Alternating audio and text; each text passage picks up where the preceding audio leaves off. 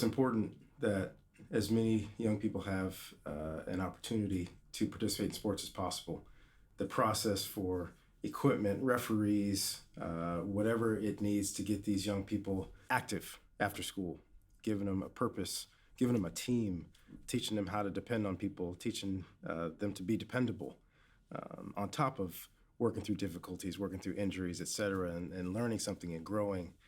Those are all so vital in our growing process as people. The best way to teach that is through sports, and access to sports in so many areas is so limited because of financial constraints. So for me, allowing the opportunity through providing anything necessary to help these people play, equipment mainly, so they have the opportunity to learn these life lessons. What do you think the best thing that sports teaches you about life?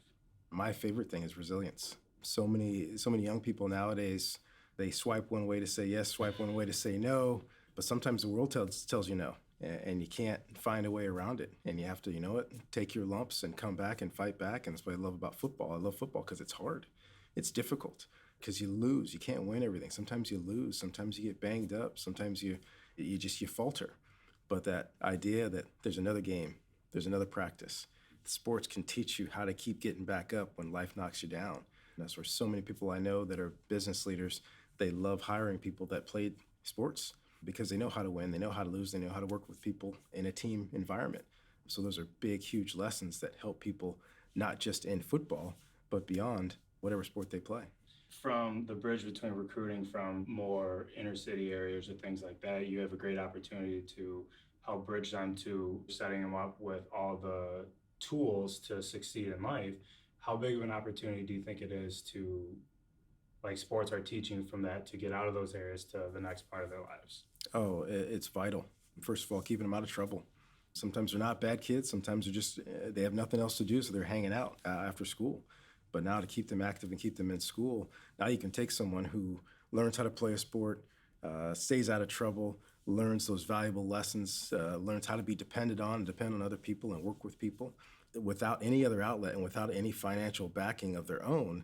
Now we can help them get to a position to where now maybe they can go to school for on a scholarship or a partial scholarship, or just have the opportunity to go to the next level, at college level, and participate in something with those life lessons. And now graduate and get out of school, and now you're employable. Forget about the sport, you're employable. You can go work someplace as opposed to not learning these valuable lessons that sports teach you, and who knows where you can end up. So, do you notice any specific obstacles more so that people in inner cities may deal with than from the suburbs or from more middle upper class areas? Do you notice anything in particular with that when you're going around recruiting? The biggest thing for me is the mentality. It's a difficult mentality when you're in an impoverished area. The mentality is there's nothing you can do, that you're stuck there. And for me, education's number one that gets you out of there. And that mentality of I can achieve regardless of my surroundings. I can achieve things. I can grow. I can go beyond this. I can now find a way to provide for a family when I have a family. To me, it's the combination of sports and education that teaches you those lessons, that gives you that opportunity to say, you know, I don't have to stay in my situation now. I can find a way out. So, why would you think it's important to help support a foundation like you, like my foundation? Bottom line for me is they're providing opportunities. Opportunity is what we all want. No matter what your situation is, you want an opportunity to better your situation. And for those that can't afford to participate in sports, or for areas that can't provide what it takes to participate in sports, to help those schools, to help these young people, give them an opportunity to learn those lessons, to get an opportunity to work hard and get out of their situations to better situations, there's really not much anything better you can do for somebody. What is your favorite sports story? When I was in Michigan with my dad was coaching for the Lions. It was back when the Detroit Pistons used to play in the Silverdome. Oh, wow. And one day he took us to practice, and we got to see the Pistons practice. And it was great. It was fast-paced. It was physical. Wow. It was a lot of energy. This was a team that ended up winning back-to-back championships.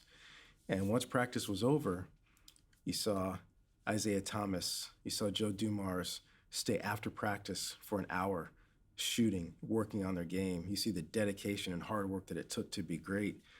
That was the lesson my dad wanted me to see, whereas, yeah, practicing hard is one thing, but it's what do you do on your own? What pressure do you put on yourself to be as good as you can be. Because if you want to be great, you can't just rely on practice. You have to do more.